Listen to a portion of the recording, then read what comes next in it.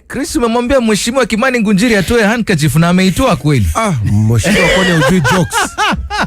Mheshimiwa hujui matani. But anyway, natuma hapo unajua sheria ni zenyu.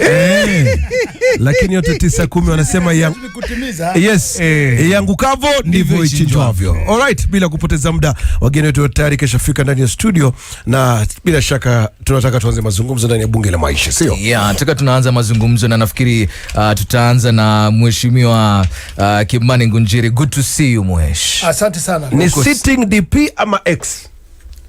Tumekuwa tukiargue hapo na ndugu yangu, ni former deputy president ama ni deputy president? Is the deputy president. Told you, nilikwambia. It is not over until it is over. Yes. Orders umekuwa interpreted, mjue ni kusema nini? Tueleze.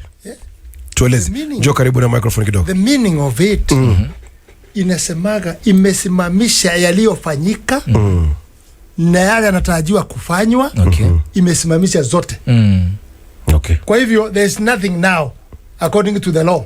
Hizo vitu yote matara ile ilifanyika, hata kupropose Kidiki na mambo hiyo yote na kuimpeach kwa assembly, kwa senate, zote is null and void until the court to hear the case. And that is today. That's different. Yeah. Kuna court order, kuna eviction, they are different. Okay. But this one is the most strongest. Okay. Inaitwa? Hii umesema ni inaitwa nini? Constitutional order. Okay. Yes. Imesimamisha kila matarajio na mafanyiko. So iwapo wangetaka kujaribu kumimpeach lazima waanze tena from the top. That's how they said they must go hearing. Yes, sasa wanafanya saa hii. Lakini Kenya tumeweka sheria kando, tumeweka constitution kando. Sasa hapa ni kifua, lakini ni kama ile my friend hapa kutoka Bungoma anasemaga mundu kwa mundu. Mundu kwa mundu. Lakini tayari mawakili wa DP wameanza wasiwasi, wanasema DP alleges bias irregularities hours before court hears the case. Well, hiyo mambo hii ikiwa pamoja magazeti na nyinyi wenyewe. Unajua nyinyi mna siasa yenu. Unajua I always say there are three parties in this country, very strong three parties. Ya kwanza ni ile ya Kenya Kwanza inaendelea. Ya pili, the strongest ni ile sasa ya opposition ya Raila Odinga. Ya tatu ni media. Okay. Media you are party. Nyinyi ni chama. Yes, because you analyze, you discuss, you say what you think. So you are also in that three groups of analyzing and putting people on face. But more, you are more strong. Because like now when you are talking here, we are talking maybe about 20,000-30,000. Yeah. If you see my clip, which I did about last week, it is going almost 1 million now. 1 million. Yeah. So you can see these things. You are part of it. And that's why I respect you. That's why I have come from Nakuru. Kuja tuzungumze. Na we really don't take it for granted. I really appreciate it very much. Kwa gari ninaamuka na unajua huko hii mist hii ya Kenungi hii ile natuna ile kitu ya kuchoma juu hiyo ni ya wenye nchi. Lakini unajua wewe ni mzee wa boma, lazima mengine haya uyafanye mheshimiwa Kimani Ngunjiri. Kama gani? Si haya ya kuja angalau create muda tuje tujadili. No, that is the priority. That's why I've come. Yeah. I cannot make a meeting of talking with the 100,000 people. Yeah. But I can talk with them through the media. So it is the kitu ya kuelimisha, and it's a good thing. Yeah. Almost 1 million Kenyans are listening to you this morning. I know kwanza nyinyi network yenu hapana mchezo. And we really thank God. Lakini mheshimiwa, siku ambapo deputy president was impeached, tuliona video yako, you were not happy. Yes. You were extremely unhappy na ulikuwa unazungumza kinyumbani. Ili hali ilikuwa sisi wengine tungependa kuelewa kitu ambacho ulikuwa unasema. Ulikuwa unasema nini pale? You know when he was in hospital. Wakati mlikuwa hospitalini. Sasa wacha nikwambie ndugu yangu. Mimi tulikuwa na yeye annex office yake. Okay. We had lunch preparing to go in the Senate. Tuenda kwa Senate. Mlikuwa tayari. Yeah, and we had gone through what he had prepared and what was prepared by his life. That was good, and politics had prepared properly. So tulikuwa naenda huko. So mimi nikamaiza kasema kwa sababu kuna watu wengi, wacha mimi niendage uende mbele. Nikapangage. So when I went there, I was so bitter with him. Kwa sababu anaitwa hapatikani. Na mumepanga. Na tumepanga. Na mmekula lunch. Yes. Na unajua mimi nikiweka gear ya mbele levers. Wewe ni kama treni, unaenda. Backward never. So mimi nikashindwa, where is this guy? Why? Tumekuwa na yeye. Just few minutes nikiwasawaza nikaambio amepeleka hospitali Karen wakikonywa. So I just drove very fast. Ukienda Karen. Ndugu yangu utaweza kuimagine mtu mmekuwa naye na mmekula na yeye, unamkuta naked amefunikwa shuka, amewekwa oxygen mapua, maji inawekwa kwa mkono hii ingine, madaktari wanazunguka na white things. What do you see? You see somebody going in the heaven. My friend, mtu mmekuwa naye just immediately. Mimi maumbile yangu ni mtu niko huruma nyingi sana. Nikiona kitu kama hiyo ndio ilifanya machozi yangu haingesimama kwa sababu niliona why and how. Sasa machozi yangu nadondoka. Mimi hata leo unaona watoto wanatolewa sijui kwa college sijui wapi. If I see such things ama barabarani niende nikute accident imeua watu fulani, that's how I am. Tatua tu kitambani yaanze kulia. Kwa sababu I'm weak on that. Okay. But it will come out. Ikikuja ikitoka imeisha. Kama sasa mimi ni kama simba sasa. Uko tayari? Nimetoa kucha sasa, wacha twende. Kwa hivyo twende nalo. Twende kazi. Alisema Kenya ni ya shareholders, twende nalo sio? Sasa namna hiyo. Sasa shareholder hii watu wanashikilia tu kwa sababu ya kabila ya milima ati shareholder. It is in writing. Wetangula hiyo ilikuwa chama, kuna tofauti mheshimiwa. Hapo ilikuwa wakati wa chama na kila chama wako na kuwa hivyo. Lakini tuzungumzie yeye alisema kwa wapiga kura sio wanachama. Wewe ulikuwa kwa akisema hivyo? Nilitizama. Akasema nini? Akasema kwamba hapa ni mashauri na wataenjoy, nyinyi wengine mtangoja kwanza sisi tuenjoy, afa yenyewe imebaki mtaenjoy. That is the party, that's how it is. Why did you vote in the ODM or the other place? You voted, I'm not telling you, I'm just giving you an example. Okay. You voted there because you believed on that. So we who believed on this government, which now we are not believing in, we had a belief, we worked so hard. That's how the party goes.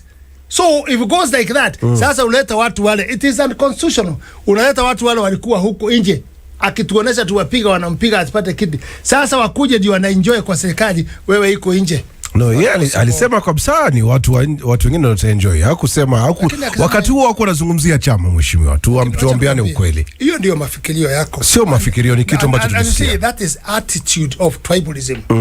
That is the attitude of tribalism. Uhuru Ruto mwenyewe alisema na maana kwa Murang'a. Do you have that clip? Alisemaje? Alisema amepea minister wa finance, amepea minister wa maji, amepea chairman wa KRA. So nyinyi watu ya Murang'a, you hold a big share.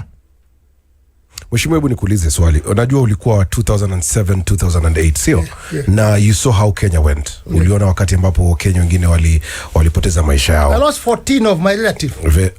I'm very sorry mheshimiwa. Na semi kama hizo hazikupi wasiwasi na wewe pia ulipoteza watu wa jamii yako ama your relatives? Sasa niwe na wasiwasi why? Okay. Na kama niko naye, that's why I'm talking peace. Kwa hivyo alikuwa sawa akisema hii ni ya shareholders. You mean the vita itakuja kwa sababu ya shareholders? Okay. No, nasema ilikuwa sawa. Wewe kwa maoni yako ilikuwa sawa. This company of yours has shares of people. Of course. Shares of the people. Na watu ambao sio shareholder, hawaenjoy katika kampuni hii. Exactly. Na wao umeandikwa hapa, you are enjoying what these guys are making. Mheshimiwa Kimani Ngunjiri. Shareholders, tuache hiyo shareholder, mambo ya shareholder. Kwa hivyo wewe au kuna shida yote pale? Sasa ukisema watu wanasema sisi watu ya Nyanza. Sisi watu wa Kwale. Si watu wa Western. Si watu wa nini. Hiyo si ukabila. Kwa hivyo hakuna shida yote sio? Na mimi sina shida na ukabila kwa sababu God created us. Na akafanya sasa kama ndugu yangu ako Bungoma. Alizaliwa huko Bungoma. It does not apply to the Bukusu or Muluya. Mimi ni Mkikuyu. Sikuzaliwa Central. Sikuzaliwa Nyeri. My father came from Nyeri. My mother came from Gatondo. I was born in Sorai, in Nakuru. So lakini I was called who? Ngunjiri. I did not write application. Au apply popote. Ati ni mimi nizaliwa nilikuwa nini? What we need to do, we should not fight with the kabilas. Ukabila. What we should fight is to manage those. Kwa hivyo Rigiji alikuwa ako sawa. Rigiji akisema hivyo alikuwa sawa. Alikuwa 100%. Okay. But advice. Kenya is not a company, Mheshimiwa Kimani Ngunjiri. Standard Group is a company. Kenya is not a company. Let me tell you, what you are trying to do even now, I focused you. Nyinyi mko pande ile. No, that's your. Nilikuwa nataka nimlete advice. Nilikuwa nataka nimlete advice. Okay. Kwa hivyo I will take care of where am I dealing with. All right. Nimeona vile mko. Mheshimiwa, lazima tuulizie kila sehemu. That is why tumekupa nafasi ya kutueleza hali ilikuwaje. On that seriously. I'm sorry. Kwa sababu mna mpangilio fulani. Hakuna mpangilio. Advice tutakuja hapo. Na advice ila kuchekesha. Yeah, before advice ende mbali, advice the party is back. Jubilee party to be specific, imerudi kwa wenyewe. Haikuwa itoka kwa wenyewe ndugu yangu. Okay. The party never left any honor. The party, first of all, the honor of any political party in the country is the people of the Republic of Kenya. Okay. Kwa sababu chama is funded by the people. Kwa hivyo kuna mentality ambayo tuko nayo, na pia nyinyi media mnapenda kuisukuma ni kana kwamba chama kiko na watu fulani ambao who are the owners of the party. Parties belong to the people. Parties are funded by the people. So is it by the media or it's what we see? It is what you see and then you propagate it, because see the media kama vile mheshimiwa alisema, the media is very powerful. You can shape perception. Na ndio hapo unapata kwamba Kenya hii unapata wananchi wanataka kujua pesa ya KEMSA ilitumika vipi, wanataka kujua pesa ya NHIF ilitumika vipi, lakini huwa hawaulizi pesa ya vyama imetumika vipi. Kwa sababu nyinyi kama media houses mumepropagate narrative kwamba chama ni cha watu fulani fulani. Kwa hivyo ndabu nasema kwamba the party has gone back to the real owners. Which owners? But what the court order said on the last ruling about the Jubilee party is that the party went back to the formation of 2022. Okay. Unapata? Hiyo formation ya 2022 ni ile formation ambayo nasema kwamba mheshimiwa Kioni ndiye Secretary General wa chama cha Jubilee. Sasa Sabina aende wapi? Na bado inakuwa kwamba mimi bado Sabina aende wapi? Katika hiyo Sabina Chege yake ni kuchoma. Na mheshimiwa mimi kwa majibu yake. Twende. Nauliza ni swali. Kazi yake ni kuchoma. Ni swali. Na mimi najibu. Mheshimiwa Sabina aende wapi? Sikuna mali mheshimiwa Sabina Chege anaenda. Bado ni mwanachama. Mheshimiwa Sabina Chege is nominated member of parliament under the Jubilee party. Okay. Number 2, Jubilee party is a parliamentary party. Hiyo ni chama ambayo katika vyama katika parliament na mheshimiwa anaweza explain hiyo vizuri. Parliamentary parties ni ile vyama ambazo ziko recognized in parliament. Chama cha kwanza ambacho kiko recognized in parliament ni chama kinaitwa Kenya Kwanza. Sio UDA, ni chama kinaitwa Kenya Kwanza as a coalition. Kuna coalition inaitwa Azimio as a coalition. Kwa hivyo parliament ilikuwa ina recognize Kenya Kwanza na Azimio. Jubilee katoka katika Azimio na ika apply for recognition as a parliamentary party. Mulitoka lini?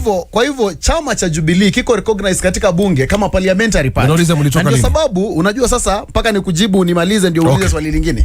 Na ndio sababu mheshimiwa Sabina Chege nataka nikufikisha mahali ambapo mheshimiwa Sabina Chege. Mheshimiwa Sabina Chege sasa ndio whip wa chama cha Jubilee katika National Assembly. Kwamba status yake ni ile status ya mheshimiwa Junet na whips wengine wote. Sawa sawa, ukimuita hapa atakuja na GK ya serikali kwa sababu yeye is a party leader of the Jubilee Parliamentary Party. Kwa hivyo mambo ya kusema kwamba chama kimerudi kwa wenyewe, chama kinafaa kukua kwa wenyewe from the beginning. Na wale wenyewe ni the people of the Republic of Kenya. Niulize swali lingine. Ulijiondoa lini jamani? Chama cha Jubilee kilitoka Azimio last year. We were the first party. So wakati ambapo mlikuwa kotini, Sabina alikuwa amejiita pia ni kiongozi, sio? Hakujiita. Hakujiita. Nimesikia pia amesema kwamba mimi nimejiita. Viongozi wa vyama hawajiiti. Wanapewa wadhifa. Alipewa na nani Sabina? Wanapewa wadhifa na members wa chama. Sawa sawa. Mimi I was nominated to be youth chair by the former president. So Sabina was what? Na members wa chama katika NDC ya chama waka approve na sababu leaders wa vyama wanaitwa elected leaders. Sawa sawa. Kwa hivyo wakati mambo ya kotini ilikuwa chama cha Jubilee katika NEC, National Executive Committee ya Jubilee ilipeana mtandao kwamba kukuwe na an acting party leader. Sawa sawa. Na mbona tunasema kuwe na an acting party leader? Kwa sababu party leader wetu ambaye ni former president alikuwa haezi hold ofisi ya party leader 6 months after being president. Hiyo ni sheria ya Kenya, sio sheria ya Mundalo. Sawa sawa. Na ndio sababu ukapata kwamba we had to have an acting party leader. Sawa sawa. It is in acting capacity, it's not substantive capacity. Si kwamba mlikuwa mmemtoa hapo rafiki mkubwa sana wa mheshimiwa Kimani Ngunjiri, former president Uhuru Kenyatta. Hakuna mtu ambaye anaweza mtoa former president Uhuru Kenyatta. Ulikuwa mrengo gani advice? Chama hakina mrengo. Hakukuwa na mrengo lakini. Chama hakina mrengo, chama ni moja. Hakukuwa na mirengo miwili pale. Mirengo migani? Kulikuwa na mirengo ya Sabina, kulikuwa na mirengo ingine ya Jeremiah. Jeremiah na nani? Sasa tunakuuliza ulikuwa kwa mrengo gani? Mrengo ni mpaka uwe na watu. Kwa hivyo ukisema Sabina, umesema mimi nilikuwa na Sabina. Umesema Kanini Kega, umesema Nelson Nzuya ambaye ni chairman wa chama. Kwa hivyo mimi nakuuliza yule mrengo mwingine ulikuwa na nani? Tusaidie, wewe ulikuwa katika mrengo upi? Sinakwambia sikuwa katika mrengo, chama ni kimoja. Chama liko kimoja? Chama ni kimoja. Ni mwanasiasa unajua. Unaona vile anataka kukaanisha wewe. It's the same thing anataka kukaanisha Mlima na watu wengine. It's the same statement. All right. Na kabla kurudi kwako Mheshimiwa Kimani Ngunjiri, advice, nafikiri umesikia yale Mheshimiwa Kimani Ngunjiri amezungumza kuhusiana na swala zima la yale masaibu ambayo yanamkabili naibu rais Rigathi Gachagua. What is your take about that? Unajua kitu cha kwanza ambayo hii interview yenu leo ni ngumu zaidi kwa sababu unajua Mheshimiwa Ngunjiri is my senior and umenileta katika conversation ngumu sana. Lakini kitu cha kwanza nataka kusema kwamba Mheshimiwa Rigathi Gachagua is now not deputy president of the Republic of Kenya. He is impeached deputy president. Sawa. Babu, we are in a state of quagmire. Unamkosea mheshimiwa hapa. Mimi sitaki kukosa wala kusema, nataka kusema mambo yalivyo. He is an impeached deputy president. Babu, that is the reality. Na kwamba kulikuwa na gazette notice ambayo ilitoka ku declare the office of the deputy president vacant. Sawa. Na hiyo ilitoka and it was gazetted. We have another gazette notice that declare there was a nominee kwa ofisi ya deputy president. Huyu nominee alienda through the process, akaenda through parliament, akapigiwa kura na almost 3/4 of the parliament na akakuwa gazetted by the National Assembly kwamba yeye ndio holder wa hii ofisi. But now this process of now swearing him in, court has stopped the swearing in. Of this of the who is supposed to be the new deputy president of the Republic of Kenya. But it has not declared the former the deputy president. So the process has stopped the swearing in. Kwa hivyo tuko kwa state, tuko ina lakuna sasa pale. Na kwa sababu sahihi orders ambazo zinatafutwa ni kwamba the court should allow the swearing in. Unapata? Kwa hivyo we have an impeached deputy president and we have a nominee deputy president. Hapo ndio tuko. Na hiyo ndio ukweli. In a quagmire, as you say, by the way. Do you think deputy president Rigathi Gachagua, na nafikiri Mheshimiwa Ngunjiri pia atajibu hili, chewed he took more than he can chew? Alikula chakula kingi zaidi ya kile ambacho anaweza kutafuna. Unajua, mimi nasema kwamba unajua hakuna kiti kigumu kama kiti cha kukuwa naibu. Na sometimes if you're not careful you might overstep your mandate as a deputy. Kwa sababu kazi ya naibu mahali popote ni kumsaidia yule ambaye ni mdosi wako. Ni kumsaidia kama ni rais, ni kumsaidia generally. Na mimi sikuwa na shida na naibu wa rais. Babu, nilikuwa naonekana kwamba ana execute function yake vyema kabisa. Mpaka pale ambapo niliona deputy president akizungumza at the height of a crisis of a country. What we need is the harmony. Wakati kuna shida kubwa kabisa katika nchi, lazima tuone viongozi wote wakisoma from the same script. Babu, wakati kulikuwa na the height of Gen Z, uliona paka mheshimiwa former president Uhuru Kenyatta ambaye he rarely speaks. Hapo ndio time, in fact ever since he left office, I think that's the only time he has spoken. He came out and spoke and said we need the calmness in the country. Things need to move in the right direction. That is the time when all hands must come on deck. Kwa hivyo kwangu ilikuwa a bit not a very good show. Kwamba at the height of such, na unajua sisi kama nchi we have enjoyed the fruits of peace and tranquility. So sometimes we do not know the cost of the other side. Kwa sababu it only takes a small thing then you are on the tipping edge. Na country inaenda towards another direction. Mimi kumwona kwamba naibu wa rais anazungumza baada ya rais at the heat of a crisis, to me that was not a show in the right direction. Na kwamba pia wanaweza kupoke holes na kusema kwamba unajua the National Intelligence Service, unajua kuna sababu kwa nini mimi na wewe hatukai kwenye cabinet. Na kuna sababu kwa nini mimi na wewe hatukai kwenye Security Council. The Security Council of a country ni kitu ambacho is guarded information. Is guarded information. They get privileged information.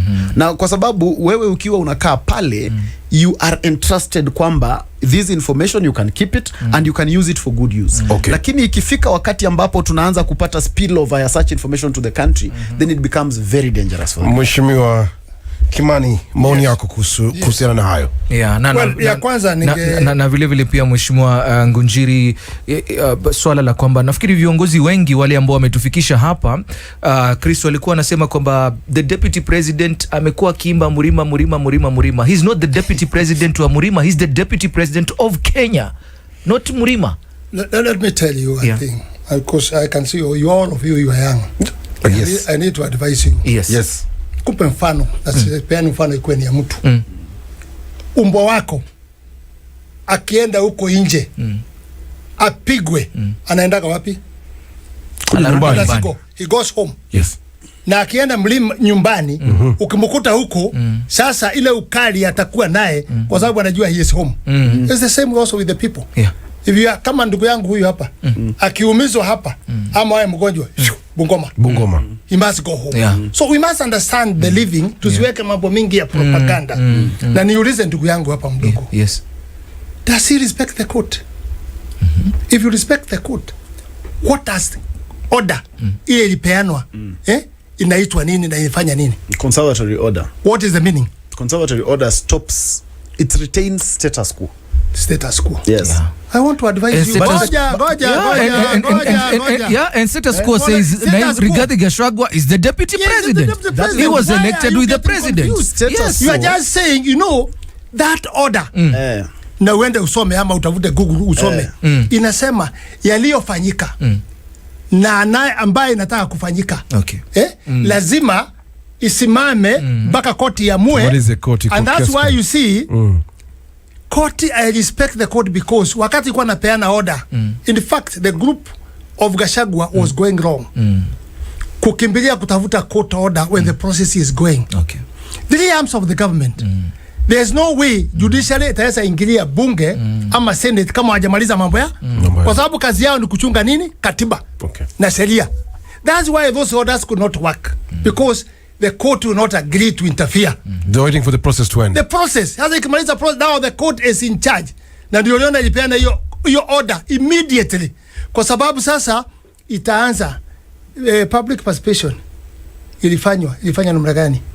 My brother, you cannot be a judge, be a prosecutor, returning officer and the clerk at the same time. Is it possible? It's not possible. It's not possible. I see when they were doing this on Friday, then on Saturday, on the same Friday evening, the court order was given. Not in the county, now it should go in the constituency. Let me ask you. First, is fraud when wakati kwa amesema iende county. Like our president Kriso yuko mwisho. Kukuja baka Nakuru is about 500 shillings. Kurudi ni 500 shillings. Ni maskini gani Wanjiku angeenda kufanya hiyo? It is not possible. Don't forget, hawa watu naona watu wetu ya bodaboda, they make 200 sometimes, and sometimes they don't make 200, ndio wanakula nyumbani. Hakuna mtu angejitolea kwenda kufanya hiyo. Ilipopewa hiyo order na ikasemekana it was on Friday, iwe extended to Saturday. Haikusema Saturday, ilisema iwe extended. Okay. Extended hiyo wakaweka Saturday. Saturday hiyo unajua 70th day they cannot go and vote. Is it true? Second, how did you prepare yourself? Okay. It's on Friday, you print the paper. Sio Kenya government nini? You print the paper wewe mwenyewe. Na urudi Saturday ukuwe tayari. Uende ikapigiwe kwa ofisi za wajumbe. Wale walikuwa wamesaini before 291 saying to impeach nani? So ngependa unijibu. Nataka usikize pale. Hapo tu penye. Unaona hata ndugu yangu mnakosana kwa sababu ukiuliza swali utaki umaliziwe. Usiwashe. Endelea. Asio kuasha. Nataka kujua kama ni kuvunja sheria kufanya pale katika ofisi za constituencies. That's what I want to know. Yes, I want to tell you, yes. Ni kuvunja sheria. Continue. Explain you. You have done very good. Sasa nitakuwa nikumpa nafasi kwa sababu. Ndio nisikize. Ndio nijifunze. Yes. Nijifunze. Yes. Now hawa walikuwa wamesign 291 improving the impeachment. Urudi wapeleke wafanyia kwa ofisi yao na wao ndio returning officer. Is it surely supposed to work? Kuna mushkil. Tunaona kuna mushkil. Tugonge ukweli, kuna mushkil. The same time we knew they were given each 300,000. You make sure you have brought 300 people. You give 1,000, unajaza form. The whole night they were filling the form. So that thing was fraud. And that's why now we should not fight so much. Let's wait for the court. Okay. Kuna na kitu koti ikikuja ita-interpret, kwa sababu ndio kazi ya koti, ita-interpret mzuri. But now I want to tell my younger brother, the Rigathi Gachagua up to now, he is still the deputy president. Second, amezungumzia amechanganya kidogo. You know, vijana speed wanakuwa ndani na heshima. Hata lakini kabla hujaenda second, ngoja kidogo. Ngoja nikumalizie, usipoteze. Haya, twende nalo mheshimiwa. Twende nalo. You know? Yes. Sasa anazungumza mambo ya Kidiki, mambo ya nini. You know, now there are 3 cases which is going to be in the court. Already there are 2 and I know today itakuwa ingine. Ya kwanza ni mambo ya impeachment ya Gachagua. That's a case which is there. Ya pili ni ya Kidiki. When I hear my younger brother saying issue ya Kidiki, how was it passed? Baka usiku mna gazeti usiku. You gazette at night. How did you know? Ni kinyume na sheria. You gazette leo. Ni kinyume na sheria. Okay. Because there is a process. The court have said Bunge, Senate 10 days. It has sheria yake. Was it followed? Na hapo ndio sasa koti itaanza kufanya nini? Kuchambua. Neither upendi Gachagua, lakini upende sheria. Upende constitution yetu itupeleke kwa njia ya nini? We are not saying the court when ikiamuru hakuna shida. In fact, the way I'm advising myself on the side of Gachagua, we just want to clear his name. When it's cleared, he resigned the following day because he cannot work with this system. Na tena nikwambie, wakikuwa na msemo wanasemaga kuna vita inakuja kusaidia. Hii vita imekuja kusaidia sisi sana, kwa sababu ni mtu mjinga tu hata fikiria what is going on, na tukichaguana ni njia gani ya kuchaguana na dictatorship. This is the fight coming to help Kenya. We are going the liberation ingine where we are going now. Mheshimiwa Kimani, the things we are promised, ate mama mboga, sujui boda, sujui nini, where are they? Inalete shida up to now. Airport yenyu mnafunikwa makesi pandi, airport inafanya nini? Wana sign agreement ya air power when the issues are still there. At the same time wameweka wataongeza miaka 2, a president should go for 7 years. You know, when you put all these things, kama ni wisdom kama mimi ningewapea bure, enda pole. Wewe wakati ulikuwa unatongoza bibi yako, akikwambia rudi jioni, si ulikuwa unarudi? Kabisa. Akikwambia rudi kesho mwaka mzima. Mwaka mzima my brother. Mimi nilienda mwaka 4, karibu 5. Ninarudi mpaka inakaa pahali ya asubuhi mpaka kamasi na mwagika kwa sababu ya baridi. Na mimi nangoja tu. Mheshimiwa, kwa haraka. Kwa sababu ni kitu unataka? Ni kitu unataka. Mheshimiwa, kwa haraka umesema kwamba mtu umbwa ikipigwa kule nje inakimbia nyumbani. Yes. Nani alikuwa anapiga Rigathi Gachagua na alipigwa vipi? Nao sasa unajua kijana wangu amesema mambo fulani. Hii station leo mleta mambo very complicated. Yani you are behaving like you are not in this kind. No, mimi nataka utueleze. Nani alikuwa anampiga Rigathi Gachagua? Unajua sisi wafugaji wa ng'ombe kuna ile dip ya kuingiza ng'ombe. Unajua zamani hakuna ile spray. Ilikuwa panga line na inawekwa chuma hapa ndio itelese. You know what we used to do, kwa sababu ile ya mbele inakataa kabisa kuingia. Tulikuwa na kitu kana kama katochi iko na magnet. Ukiitandika hapa matako nyuma namna hii, inakuwa na shock inaruka ndani. Sasa hiyo shock, hiyo mashine wewe ndio uko naye. Kati yangu na my brother hapa, unataka kutuguza huko nyuma, utusukume. Liukweli lakini kwa dipu ambaye wewe unataka kutufix. Umetuambia umbwa ikipigwa kule nje inakimbia nyumbani, na ikiwa nyumbani sasa ina nguvu. Nani alikuwa anapiga deputy president? Sasa unataka niseme nini? Naona are you not in this media? Wakati huo unajua hatukujua, ni juzi ndio tunajua. Angalia iko clip hapa, iko imefuatana hivi. Ya kwanza ni ya President Ruto. Iko clip inafuatanishwa. Akilia akisema, akitukana former president Uhuru Muigai Kenyatta. Na akiniwaambia usituchezee, usiletee ujinga, fanya yote unataka, lakini usiguze watoto yangu. Hiyo ni ya kwanza. Inakuja ya pili, Uhuru Muigai Kenyatta wakati watoto wako walikuwa wananyang'anywa bunduki na nini, akasema the same, mfanye kila kitu yote lakini msiguze watoto wetu. Imekuja kwa Gachagua. Hiyo clip is very beautiful. Imekuja kwa Gachagua akisema mfanye kila kitu yote mnataka lakini msiguze watoto wangu. Kwa hivyo these are the things we are also seeing. And again, Uhuru Muigai Kenyatta We did not understand him. He messed on one thing. Hakutuambia mapema akae na wazee atuelezee mambo. We got voting the president because of sympathy vote. Lakini inaonekana Uhuru Muigai Kenyatta, he had seen things which we did not know. Second, if you look the way he is going, hakufika hapo. He knew how to handle crisis. Maybe administration alikuwa tofauti, but he knew how to handle crisis. Huyu tunaye, he doesn't know how to handle crisis because he is adding problem in top of the problem, because kila mtu acha mambo ya milima hiyo mnasema milima. Everybody is tired, annoyed seeing the behavior. Alikuwa Kwale.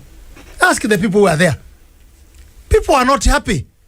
Wacha tuende kwa advice. Walikuwa na nyamaza tu kuangalia na mnaido are not happy. So sometimes kwa Kikuyu tunasema ng'ombe ukumbukwa ilikuwa na maziwa baada ya ng'ombe kufa. Lakini mheshimiwa bado hajajibu swali langu nimemuuliza. The past 1 year nani alikuwa anapiga rigiji ndiposa akimbie nyumbani? Hiyo kama hujui sitakwambia. Hajajibu. Kwa sababu unataka kudunga mimi hapa nyuma nianguke kwa dipu. Tulikuwa I'm sure you saw what happened in Karen Hospital advice here.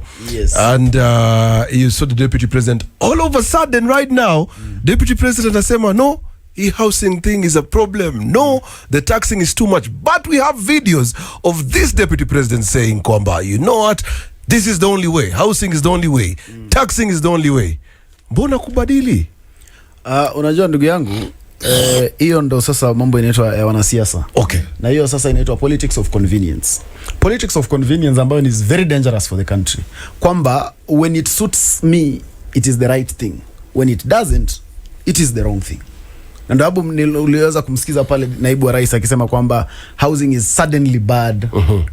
Now because kwamba wakati you've been pushed to the edge, yeah, sasa you want to side with the Kenyan. Na unajua pia Mkenya ni yule tu. The Kenyan is also very gullible. That's why mimi mara mingi napenda ku blame the voter not the leader. Kwa sababu this is a theatric that is obvious, but we will buy it. Someone will buy it, and that's where the problem is. Na nataka kukurudisha pale kwa a little process kwamba wakati tulifika kwa mambo ya naibu wa rais, tulikuwa kwanza na impeachment by parliament ambayo ilikuwa moved to the Senate. Senate acts like a court. Senate inasikiza. Sawa? Na Senate iliweza kusikiza kesi na ikamaliza. Na kukakuwa na vote ambayo ilipigwa. Mbona Senate ikungoja bwana Gachagua mgonjwa mumpe nafasi apone? Sasa unajua mumsikize. Sasa unajua hiyo ilikuwa subjected to a vote by the speaker. The speaker was fair enough.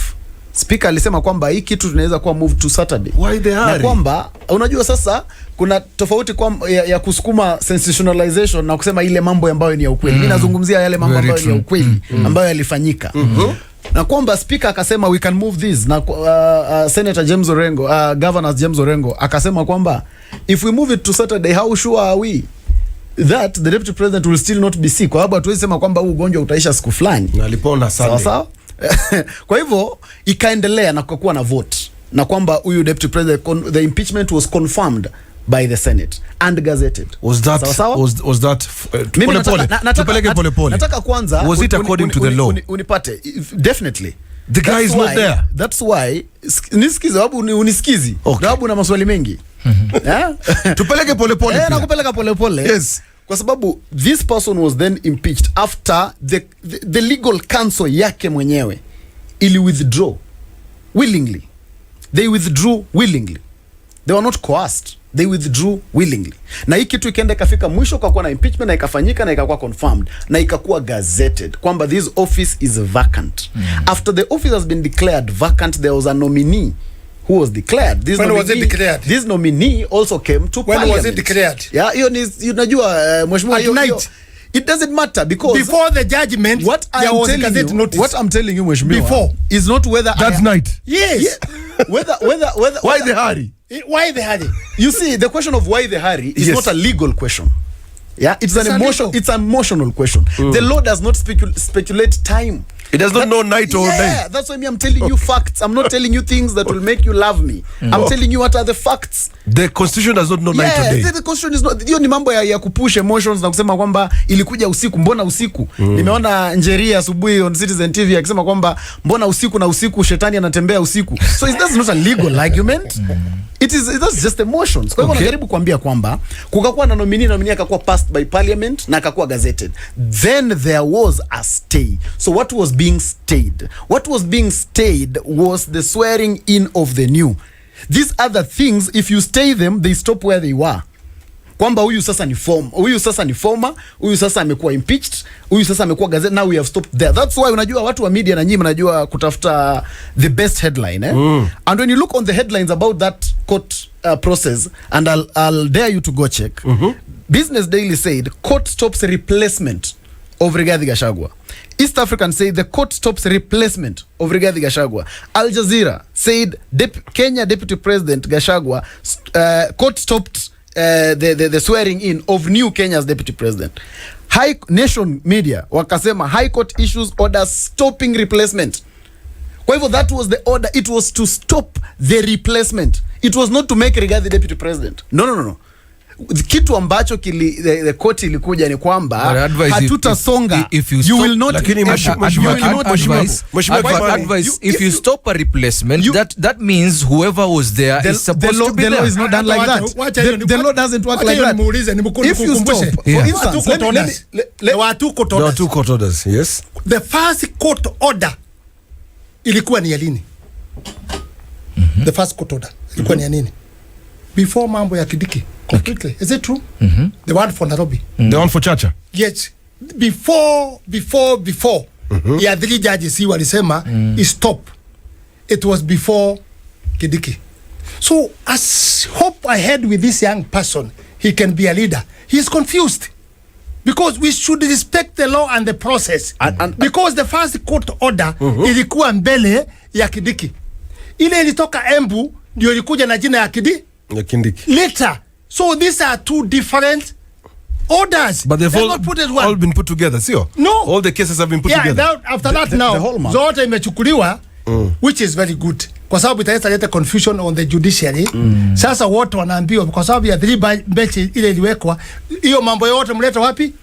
Hapo. Tena ningeomba my brother here, let's not interpret the law when it has reached the judiciary. Let's wait to the actually we should not discuss. Tungoje judiciary. Lakini mbona sasa hivi all of a sudden ndo Rigiji ameona kwamba housing kuna shida. Taxing kuna shida. Tungoje judiciary. Let me tell you on that. That one you can discuss. No, nataka nijibiwe hapo. That is not a court matter. Let me tell you, in this country tumekuwa na dictatorship ya president. When you become deputy, you become a psychophant. And that's why some of them have been looking the people who are weak. Kuweka wakuwe nini? Wakuwe deputy. Let me tell you, the problem we are having here, because Gachagua ni mtu wa kusema hapana. Ndio shida yote. See, he could not say that, but he ordered that pressure. Jamani, pressure. Huyu sio mtu wa kusema hapana. Hebu msikize huyu Rigiji ambaye unasema kabisa ni mtu wa kusema hapana. Nafikiri Chris tushamalizana na story ya housing. Sababu ya muda. Mpango ambaye rais ametupangia katika nchi ya Kenya. Huyu sio mtu. Mheshimiwa Rais, we want to encourage you. Wewe ulipatiwa mandate na hawa wananchi. Wenye kujengewa manyumba ni hawa. Wenye kujenga ni hawa. Sasa hivi anaona kuna shida, lakini wakati huo kuna shida. Yule mama, ile msichana ulitongoza mbele ndio ulioa. Hapana. No. Very true. Kama on that ni nini? Kwa hivyo lakini wakati hii sio kutongozana hapa. Let me tell you. Okay. Wewe umeoa. Nimeoa. Kijana yangu hapa ameoa. Advice mo. Huyu ameoa. Ama bado wako unasikia ajibu? Wanasikiza. Sasa nyinyi walembo mjue huyu jamaa anawachezea karata. Sasa huyu jamaa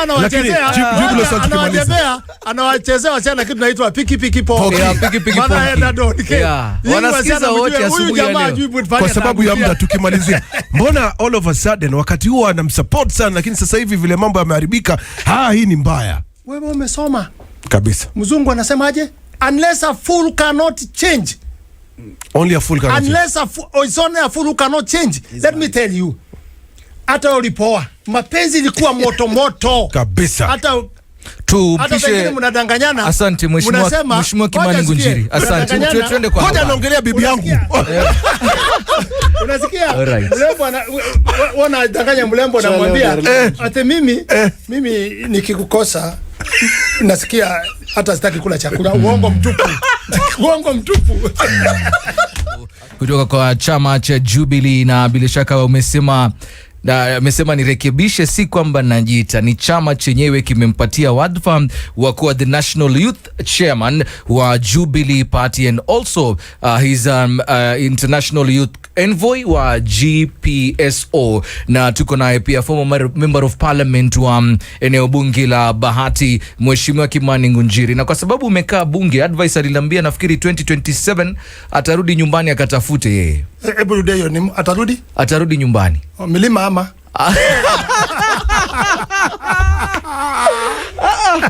atarudi nyumbani huko Western akatafute kiti. Pahali alipo, sio Western. Okay. Bungoma.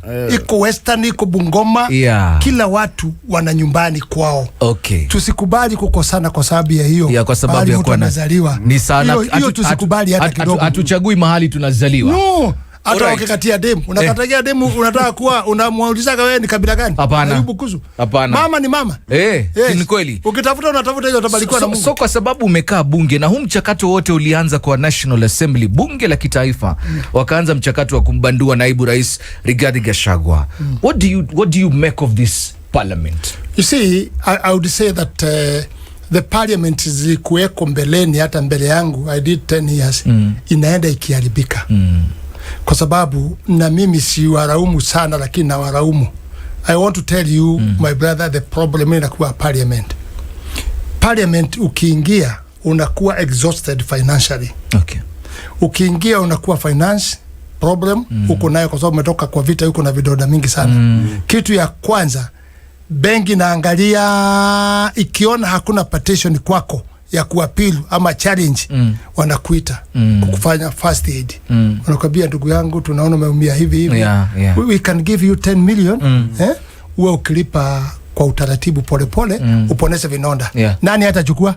Wanachukua. Na umetoka kwa wanatoka campaign. Hapo wanakuta iko pesa ya kununua nyumba inapeana 3%.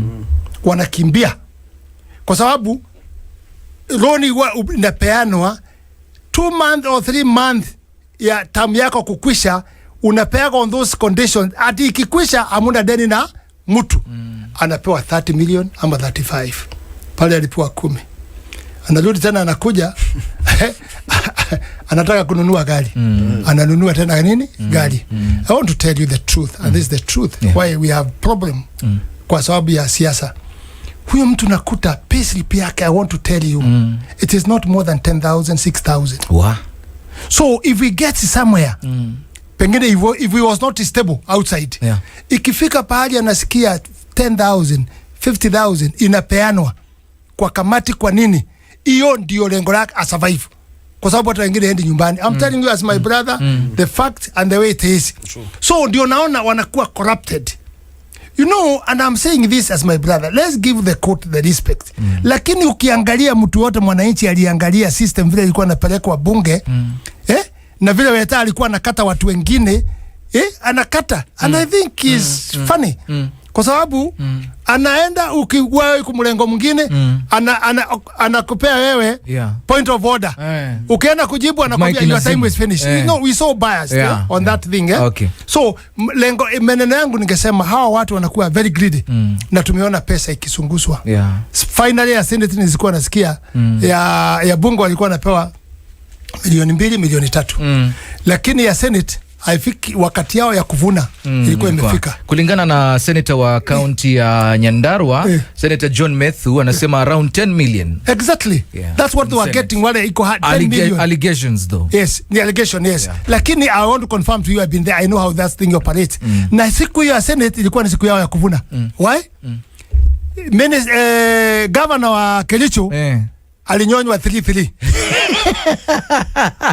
Hapa wamenyonya serikali 10-10. Okay. That means now ameweza kulipa deni ya gari. Yes. Na naona ni miaka 2 mambo inafanya nini? So these are the things makes the parliament not stable. Okay. But I think the end of the day, as my brother had said here, tulaumu voter mwenyewe. Because yule mtu anasimama sasa, kama kijana wangu anasimama Bungoma.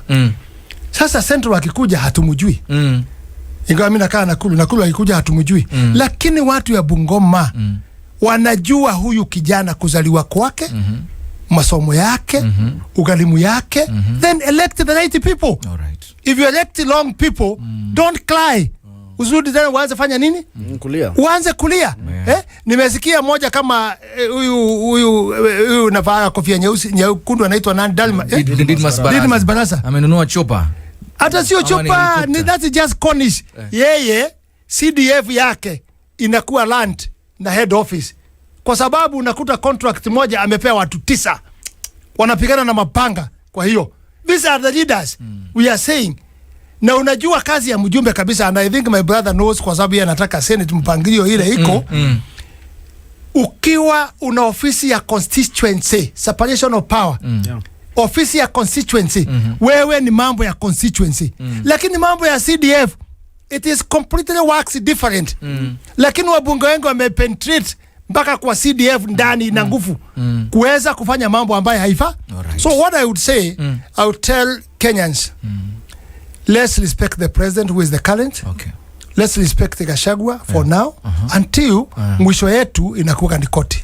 Tusikize koti. Koti ikimaliza, then we shall agree with the court. We have nowhere else to go. Hiyo mambo ifanya nini? Lakini tuweke amani. Watu ya bodaboda wako hapa, wako wapi? Sasa kwangu ukikuja, watu ya Bungoma wako huko, watu ya Nyanza wako huko. Sasa kama mimi mtu wa Rift Valley, mtu wa Nakuru County, nitalegea pandi gani? Na nitawacha nani? All these people are in Nakuru County. So we need to make peace na kutengeneza. The worst thing, na umeona pengine kwetu na kuliko namna hiyo. Leaders kama governor, unabeba watu hata ukienda kwa mazishi.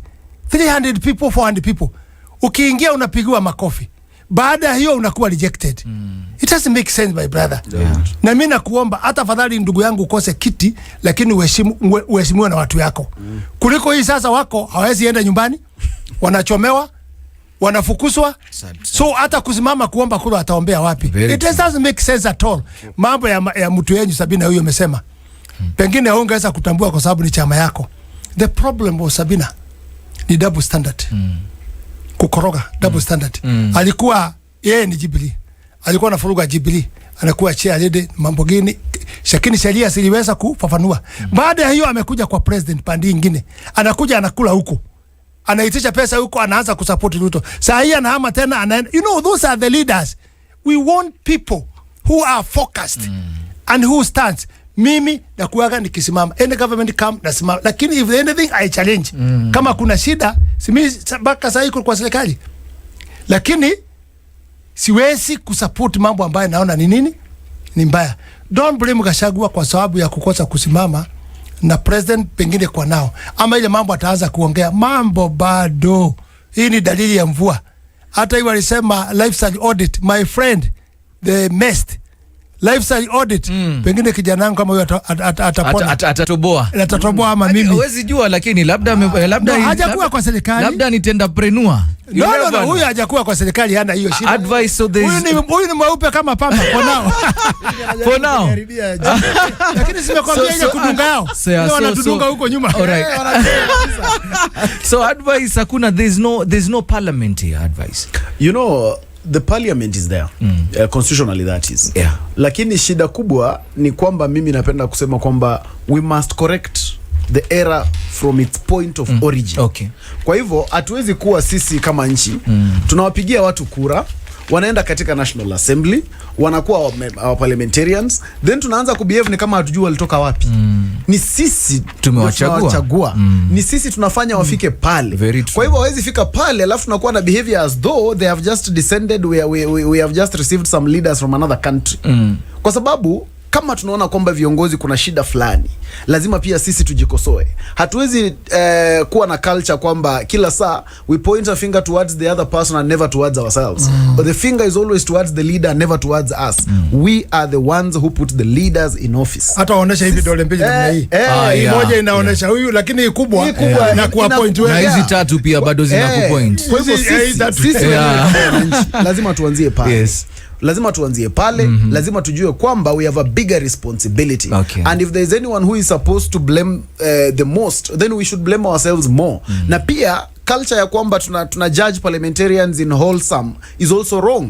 Babu sana hivyo ndo tunapata kwamba parliamentarians ambao ni wazuri wanakuwa blamed among the ones who are bad, na tunawaita wote kwamba we cannot just always call everybody a bad name. Sometimes let us also be able to look, tuone kuna huyu parliamentarian, kuna huyu ambaye anafanya kitu kizuri, kuna yule ambaye, so that is not about hata mambo ya chama, is about the personality of the people. Wale watu ambao wako pale tuangalie individually, huyu mbunge anafanya nini, huyu mwingine anafanya nini, not to just create a whole judgment approach and just say parliament is rotten. I think it cannot be 100%. We must be able to say. Na unajua pia saa zingine mimi usema na leo utakubali tuseme sana mambo ya media. Babu, media pia lazima mu expose the right people. Kwamba wale watu tunapenda controversy sana. Kwamba yule mtu ambaye ako na drama nyingi ndio mtaongelea the whole day. Yule senator ambaye amekula lollipop kwenye parliament ndio tutaongelea the whole day. Yule senator ambaye ameenda kwa bash akadance ndio tutaongelea the whole day. But yule ambaye amefanya kazi, yule mbunge ambaye ako mashinani, ambaye anajenga shule, yule mbunge ambaye analeta the right motions and the right legislations in parliament, hatutaki kumpea airtime, hatutaki kumzungumzia. Tunataka kuzungumzia watu ambao wako dramatic, watu ambao wana create sensation, na watu wa likes, online likes and retweets. We must also focus on the right people. Wale watu ambao they are doing the right thing, let us give them equal the amount of airtime where there is the right thing that is being done, because I can assure you kuna wabunge kadhaa na kuna senators kadhaa na kuna governors kadhaa ambao if you looked at what they are doing, kama kwa mfano governor wa Murang'a, governor Irungu Kang'ata wa Maroa, Irungu wa Barua. Kuna project ambayo amefanya ambayo mimi kama kiongozi wa vijana lazima niizungumzie, kwamba yeye ameweza kuprovide kwamba kuna program yake ambayo wanachukua vijana wanapelekwa into training through TVET institutions, na alafu after this training wanapewa capital ya kuanzisha biashara, and so far the program has benefited about 5,000 young people, and they are active and they are doing the business and they are actually supplying out there, na most of their lives is getting stable kwa sababu ya vitu kama hivi. But utapata hii story is not media friendly. Tumengoja akuwe na scandal, tumengoja andike barua nyingine ndio tutafocus. Okay, na nataka naona muda umesonga sana na nataka tumalizie, lakini tunapomalizia, advice if you are in viatu za Deputy President Rigathi Gachagua, yes, what would you do? Ningekuwa katika viatu vya Deputy President Rigathi Gachagua, I would not have been impeached. Why? Because ningekuwa najua kazi ya deputy. I would have stuck to the role of a deputy. I would have stuck to the role of just deputizing. Lakini if it was so bad kwamba nimefika katika level kama hii, kumbuka naibu ni mtu ambaye you serve at the mercy and discretion of the boss. Kwa hivyo ikifika mahali ambapo hata sasa wakati tunaongelea mambo, now we respect the courts, but now work is practical. Work is realistic. Hata tuseme kwamba okay, there has been salvage and all that, how are you going to work in a place where you can obviously see kwamba your formula has been unwarranted? Kwa hivyo mimi ningefika wakati kama huu, it's then better to just resign and go and do something else. In Africa we don't resign. There is life after we don't resign in Africa. That is what that makes it good, because then that means when you resign you create history. We must start somewhere. Mheshimiwa Kimani Ngunjiri, ungekuwa katika viatu za naibu rais Rigathi Gachagua, mimi one of the things ile mimi na support msimamo wake up to now ni kwa sababu ile mambo amepandikwa tunayaona. Na unajua hii haijaanza leo, hata President Ruto wakati alikuwa na President Uhuru Muigai Kenyatta, there's the same problems. Kwa sababu rais anaona hii na yeye huyu mwingine na yeye anaona kitu tofauti. Unajua watu wafanani. Hata ukizaa watoto yako unakuta mwingine ni tofauti, hata tabia zake si kama za mama, si kama za baba, pengine ni ya guka yao huko juu. Grandfather, you know those things isifanye tupigane sana. And again, don't push Gachagua that akae hapo being a psychophant wakati unaona inchi inaenda chini, which is true. Why are you talking all these things of the corruption? Why are you talking about it? Corruption. Airport is going, huyu muhindi ameingia kwa nini? Ndani ameingia kila pahali. If you are a good person, why should you stand when you think these things are happening? And Gachagua said openly, hii mambo aliongea kutoka hospitali, I have been telling the president, tusifanye hii. And I know I can prove one thing, mambo ya eviction. Iko moja ilifanyika Subukia. He went there very strongly kwa sababu walipromise wana Kenya hakuna wakati watabomolea watu bila kupanga pahali ya kuwapeleka. He went there and he stopped those people, akasema sisemi hii shamba iwe ya huyu hata kama iko na court order. But what I'm saying, tutafutia hawa makaa, muache wakae na hii mabati hapa kidogo, lakini tuwatafutie makao. And it was sorted out. Wakapatiwa pahali pengine. So even other people, my brother, do you know if fiction bila pahali unaenda what it means, my brother? Yani sasa utoke kazini hapa wewe na ujue unaenda wapi. Na ujue unaenda wapi. Na ujue mtu akifika kujenga hapo wengine waka walikuwa na title deeds. Kwa hivyo ni makosa ya ministry. So lazima wawe compensated. Na sasa Gachagua akisimama, we said this. We promised this. Inakuwa ni shida. Lakini kabla aende zaidi, huyu akaona the best thing ni kumfinya. It is always like that. Deputy the president. Imekuwa mpaka siku ya Moi. Alipokaa only 1 year. I mean it was 1 year. Bila kuwa na deputy wake ambaye alikuwa ni Saitoti. Wakati ya kumrudisha alisimama Limuru akasema, kama na hiyo mnataka nitamrudishia Saitoti nione kama mtapata chakula sahani 2. Hata hii yule atakuja hata kidiki, there will be no plates, 2 plates. It will be only 1 plate. What am I trying to say? Let's manage the system. Let's respect the lugha. Lugha si mzuri. Sasa ime trickle down. Imeanza kwenda, itaanza kutuletea mambo ya ukabila chini. I saw somebody abusing the president. Which was not good. It was very bad. Wengine naona wakitukana Gachagua, which is very bad. For now, for us, hatuna nguvu tuheshimu rais, tuheshimu deputy, mpaka sheria katiba ile yetu tumeweka ituambie the way forward. Ili watu wote wafanye kazi na environment mzuri. Watu wa bodaboda wetu wana mpaka wako Mombasa, wako Nakuru, wako Bungoma, wako wapi. Let them work friendly. Watafute kitu yao ya kukula, lakini tukiparalyze inchi ikuwe ni siasa tupu. For now we shall not going to achieve what we wanted. Na mimi nauliza hata rais aangalie. Tukiweka hii namna hii, tunasema tutaongeza mwaka 7. Tunasema mambo ya hii na hii na hii. We shall not achieve. Itakuwa ni shida sana. Naomba amani kwa Kenya. Wacha siasa tuicheze. Naona hata ndugu yangu yuko hapa. Tukikosana nitamwambia tuweke groups. Tupigane na groups. Asiniweke alama ama mimi niweke alama. Kwa sababu nikimweka alama ya uso atakuwa akienda kuoga akiona alama anasema hii ni Ngunjiri huyu. Na mimi nikimpata Ngunjiri ajue. Itakuwa nikisema hii alama hii ni kijana wangu mmoja alinigonga hapa. Let's play safe. But all of us. Na language. Mimi naomba sana language na tuweze kutulia. Amani.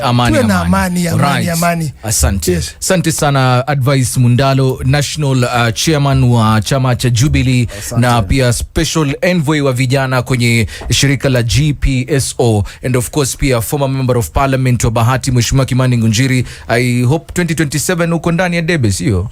Mimi niko na check signed to fill the figures. Okay. I'm telling you, my people are hearing me in Nakuru. If I want the governor, I'll get it. If I want senator, I'll get it. If I want MP, it's blank. It's open for me. Kwa sababu mimi ndo nimepaki kuzungumza mambo ya ukweli. Na tunasema hata wao wengine wanataka viti. If you don't talk now, don't come and look for the seat. Unatafuta kiti na hujapeana direction. Haiwezekani.